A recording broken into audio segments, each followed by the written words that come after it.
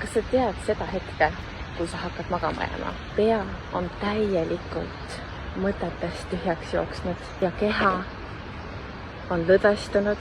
Just see mesimagus hetk vahetult enne magama jäämist. Floating aitabki just sellise seisundi saavutamisel. Tere, mina olen Monika. Olen 2 lapse ema, töötan täiskohaga kontoris ning olen suur terviseentusiast.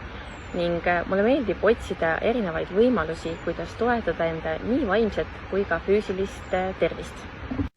Seetõttu seadsin oma sammud hingamiskeskusesse, floatingusse. See aitas mul lõõgastuda sügaval tasandil, vähendas ärevust, leevendas lihaspingeid ning parandas und. Kui ma kuulsin, et hingamiskeskus pakub floatingut, siis ma teadsin, et ma pean seda ära proovima, sest see kosutab nii vaimset kui ka füüsilist tervist. Mine proovi sinagi, sinu keha ja meel tänavad sind.